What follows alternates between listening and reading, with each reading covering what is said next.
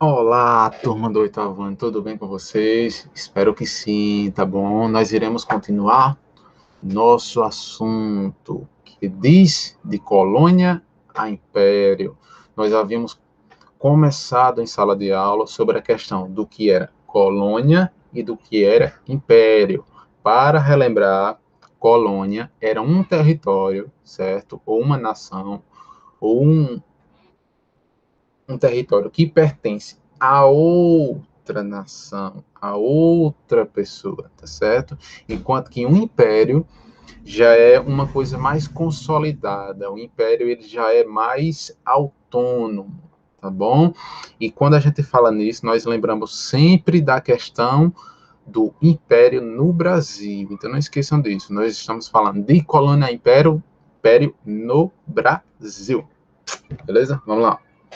Então, na página 94 do livro, nós havíamos falado sobre essa imagem que está aí, né? Que era do desfile do dia 7 de setembro, que tem tudo a ver com a questão da independência do Brasil, tá bom, turma? Então, voltando para a página, andando para a página 96, nós vamos ver sobre a questão das mudanças na colônia, o que estava acontecendo na colônia para poder chegar no Império. Vamos lá. Entre o final do século XVIII e início do século XIX, Portugal vivia uma grande crise econômica, causada pelo quê? Pela questão do monopólio comercial e pela queda do açúcar. Então, Portugal, de certa forma, estava entrando em crise. E isso estava afetando o quê? As colônias, que no caso era a colônia do Brasil, tá bom? Então, houve naquele tempo um momento de grandes mudanças que favoreceu que surgissem movimentos na colônia do Brasil. Esses movimentos que, ao longo do assunto, nós vamos ver, um deles é a Conjuração Mineira, outro movimento é a Conjuração Baiana. Conjuração Mineira e Conjuração Baiana. Nós vamos ver que esses movimentos foram fundamentais para a questão desse novo estilo de governo, novo estilo de vida do Brasil. Bom, turma? Então, já falando na Conjuração Mineira, nós vamos ver logo de cara aqui na tela projetada a figura do Tiradentes. Quem não lembra do Tiradentes, que morreu enforcado por lutar pelos seus direitos, né? Então, a Conjuração Mineira diz o quê? Diz que no século XVIII houve uma queda na extração de ouro. O que isso quer dizer? O ouro do Brasil, ele era extraído lá do estado de Minas Gerais. Nós sabemos disso, né? Que Minas Gerais já foi um grande centro de extração do ouro, tá bom? E a partir de 1750, o governo português passou a exigir também uma taxação mínima. Ou seja, eram os portugueses que detinham a questão do ouro no Brasil.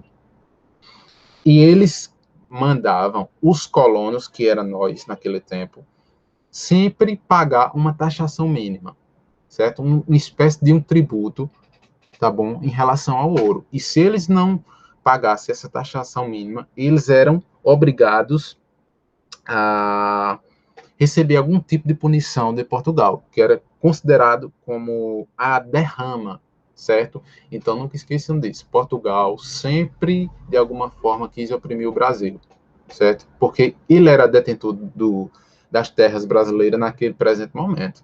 Bom, turma?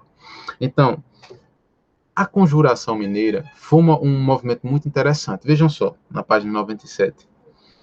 Nós vemos algumas ideias que inspiraram esse movimento. Quais foram? Autonomia política da capitania, ou seja, essa colônia ela tem que ser autônoma, não pode ser mandada por outro território que não tem nada a ver com o Brasil. Outra, instituição da República em Minas Gerais, uma nova república. Perdão das dívidas dos colonos com a coroa, ou seja, a coroa deveria perdoar as dívidas desse pessoal que não estava conseguindo, entenderam? Outra coisa, fundação de uma universidade em Vila Rica, que hoje é Ouro Preto, tá bom? E o direito de instalação de manufaturas têxteis, ou seja, indústrias, né, de trabalho de tecidos. Então, preste atenção. Tudo isso foi importante para a história do Brasil, para que o Brasil entrasse no Império. E essa conjuração mineira, através da figura do Tiradentes, que naquele tempo era o líder desse movimento, não esqueçam, foi de altíssima importância. Vejam aqui,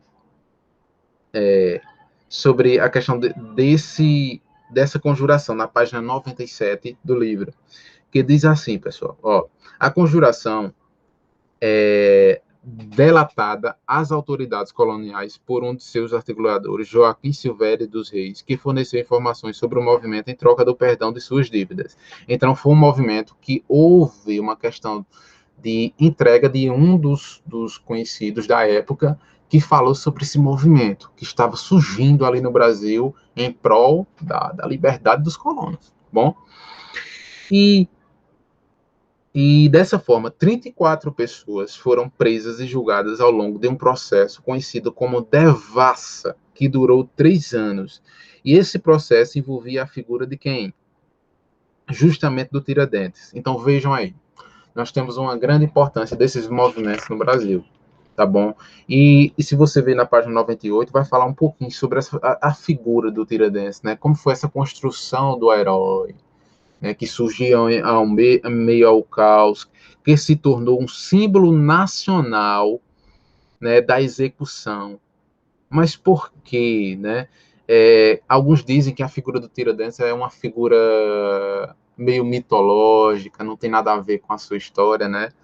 Mas Tiradentes foi muito importante para mostrar uma imagem de uma pessoa que lutou pelos seus direitos, tá bom? Então, pessoal, não esqueçam de olhar esse assunto. Qualquer dúvida, me falem, tá bom? Nós estamos vendo sobre a questão do rompimento da colônia para um império no Brasil, a partir da figura da monarquia, que é de Dom Pedro. Então não esqueçam isso, pessoal, tá bom? Qualquer dúvida, falem comigo. Estou à disposição para qualquer coisa, tá certo? Tá bom? Tchau, tchau, turma, e até mais.